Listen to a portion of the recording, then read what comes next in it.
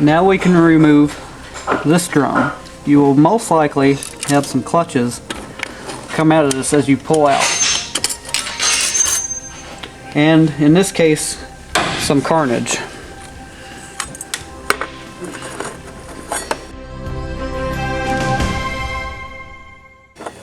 You see this drum is damaged.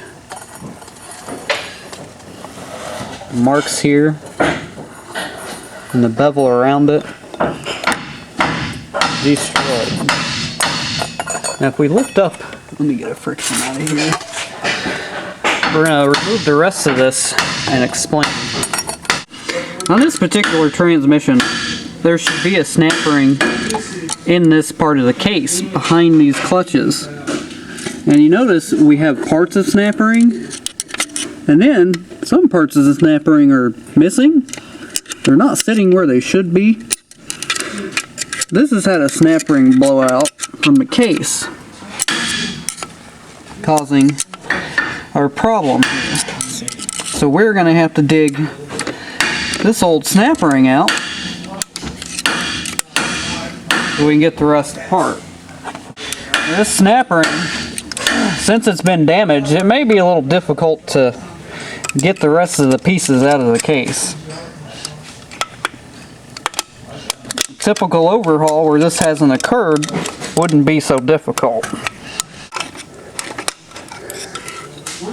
And we can see this is part of the snap ring, along with the many other pieces that have been damaged in this transmission. We still want to kind of keep together even parts that are exploded, so we have an idea where things go when we do replace these parts. Because snap ring placement is critical in this particular series of transmission. Now we have all of our destroyed snap ring out. We can remove this planetary. Now you'll see a thrust needle bearing in this planetary. It's not going to come out very easily, so you won't have to worry about losing it as much. But take note that it is there, and try not to jostle things and lose it. There's also another thrust needle bearing on the back of this. Good time to check, see how it feels. Feels pretty good. This was a decently low mile transmission. So a lot of things we can reuse. We'll go in here, remove our pinion for that planetary, put it in order, and we see another thrust needle bearing. This one feels okay, smooth. You'll see inside the case big old steel plates with some friction material behind them. Frictions and steels alternating. Some of these are damaged from our catastrophe back here. Looks like we found some more debris. Doesn't appear to be magnetic. It could possibly be aluminum. Maybe from the case from the snap ring blowout. We'll set that down and we'll try to get our steel pressure plate out. We have gotten some more debris in our snap ring lands. That is why we're having trouble getting this out. We keep having these little pieces of metal fall in here, and I've lost it again. It's ran off somewhere, but our pressure plate is coming out.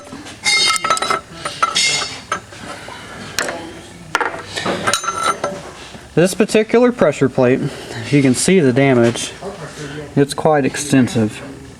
And chewed up and beat around. It's not having a good day. This pressure plate, if you flip it around, you'll notice that it has a stepped portion.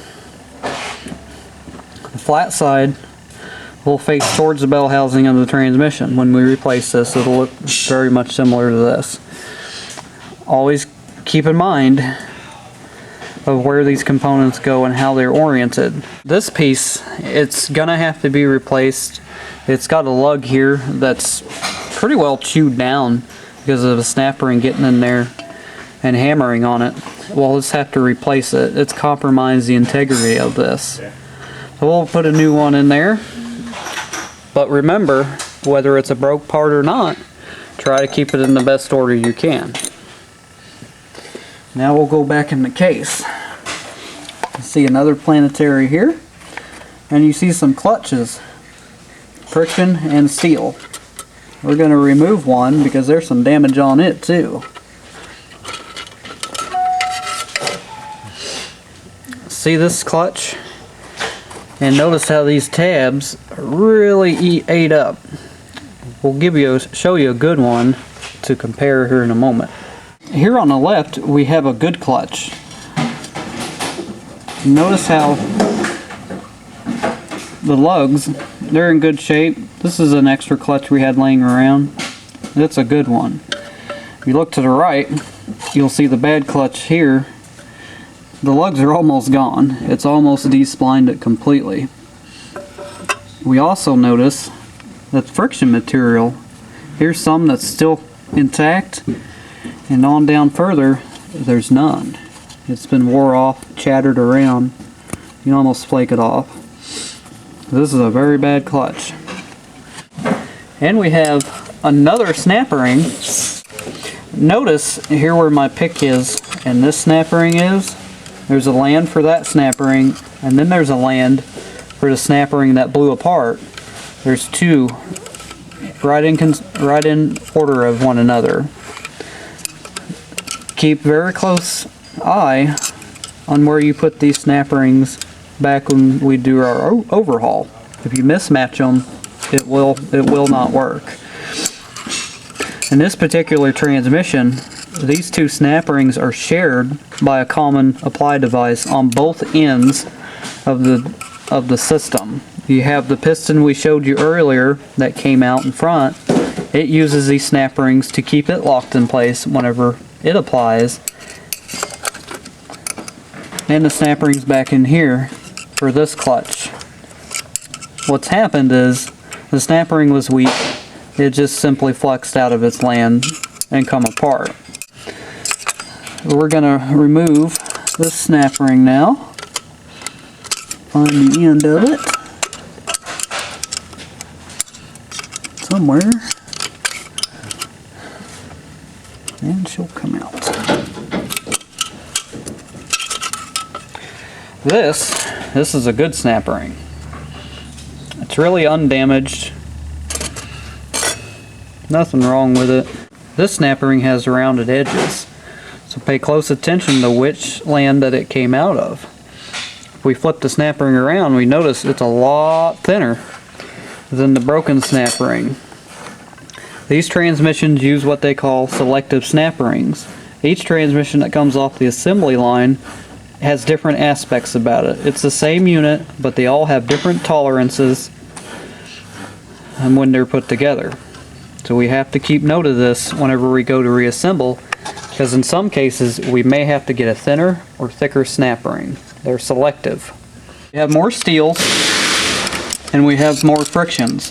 We've removed our snap ring. We can pretty well pull this all up in one little chunk, as long as we don't have any more debris from an upset snap ring. And we hook it out.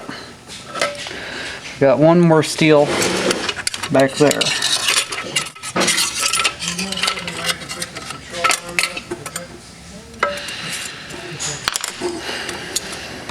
Here's our last clutch pack in this transmission.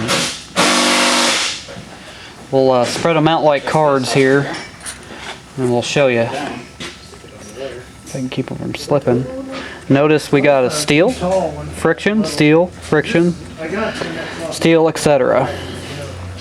When these all get pressed on, they lock together, kind of like a manual transmission with this dry disc clutch. It's almost the same principle, only these are wet. Now this planetary here with our parking pawl, and I'll explain our parking pawl while we're here. If you see this big old planetary here with these stubs sticking out of them. Notice this spins. That's your output shaft. Now, in order to park the transmission, now when you place your transmission in park, you may notice a little clunk and the vehicle will kind of rock and stuff. Well, what happens here is when we put it in park, this little pawl here locks down on this ring gear with these stubs. So that gives you an idea of what happens when you place it in park. You take it out of park, the pawl releases, and allows it to spin. Vice versa. You don't ever want to throw the vehicle in park while you're moving at any kind of rate of speed, because you can break that off or damage the case. Now, in order to get this assembly out of here, we have to go back to the rear of the case again.